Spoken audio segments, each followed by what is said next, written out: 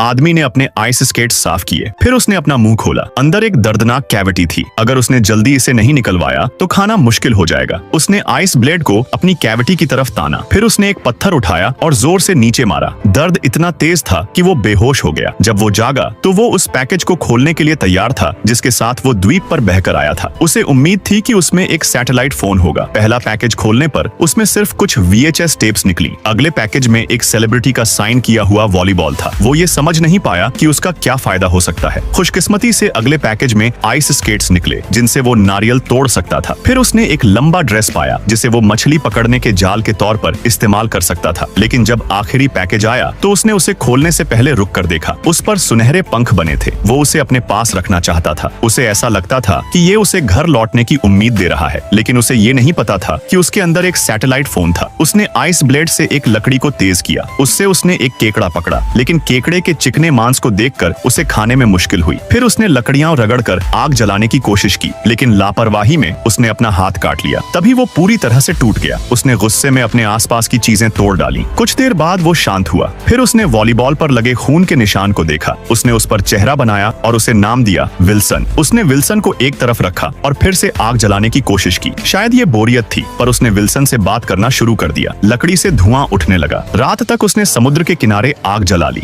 न सिर्फ उसने स्वादिष्ट भुना हुआ केकड़ा खाया, बल्कि उसे एक नया दोस्त भी मिल गया, विल्सन। 4 साल जल्दी बीत गए। आदमी एक जंगली इंसान में बदल गया। उसे भूख नहीं लगती थी, लेकिन अकेलापन असहनीय था। उसने अपनी जिंदगी खत्म करने के बारे में भी सोचा, लेकिन अपनी पत्नी को याद करके उसने मजबूत रहने का फैसला किया। अकेलेपन से लड़ने के लिए उसने विल्सन को बाल दिए और उसे एक जीते जागते इंसान के रूप में देखने लगा। फिर एक दिन उसे समुद्र में एक धातु का टुकड़ा मिला। उस धातु ने उसे इस द्वीप से निकलने की उम्मीद दी।